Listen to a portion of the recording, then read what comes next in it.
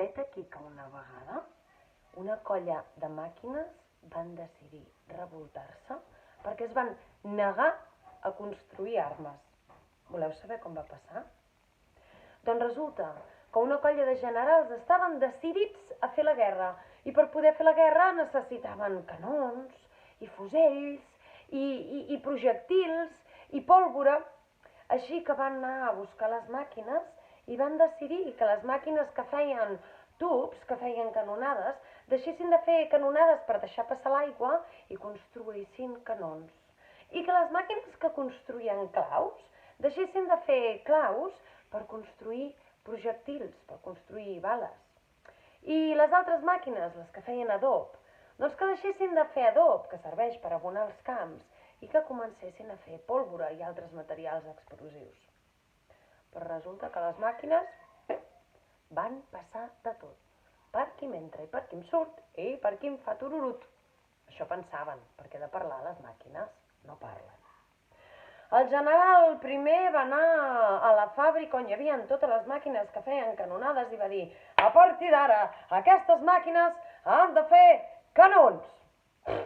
Sí, home, van pensar les màquines. I van seguir fent tubs i canonades. El segon general, que havia anat a la fàbrica de les màquines que fan claus, va tenir la mateixa sort. Les màquines de fer claus van seguir fent claus. I el mateix va passar amb el tercer general, que havia anat a donar ordres a la fàbrica on hi havia les màquines que feien adob.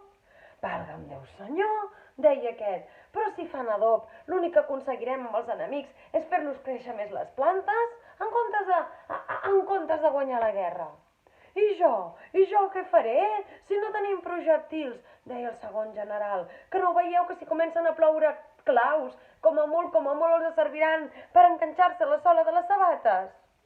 Però que no podrem fer ni l'una cosa ni l'altra si en comptes de tenir màquines que fan canons, aquestes màquines només fan tubs i canonades, deia el primer general.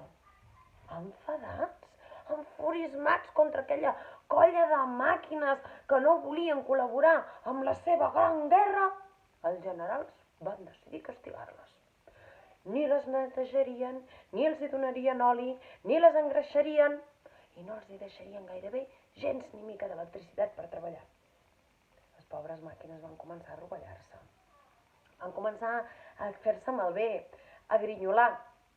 El que passa que els treballadors de les fàbriques, com que se les estimaven molt a les seves màquines, de nit i d'amagatotis, van anar a posar-los greix, a netejar-les, a tenir-les ben netes, i les màquines van poder recuperar-se i somreien amb les seves rodes dentades, de l'única manera que ho poden fer les màquines. Els generals estaven vermells d'ira, negres de ràbia. La gent del carrer, però, estava feliç, perquè tenien màquines i no tenien guerra. I quan passaven pel costat de les fàbriques,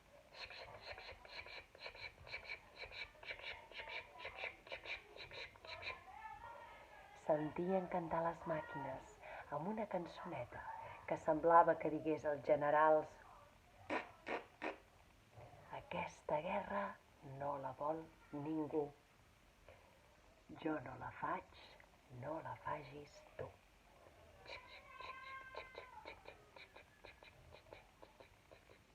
I conta,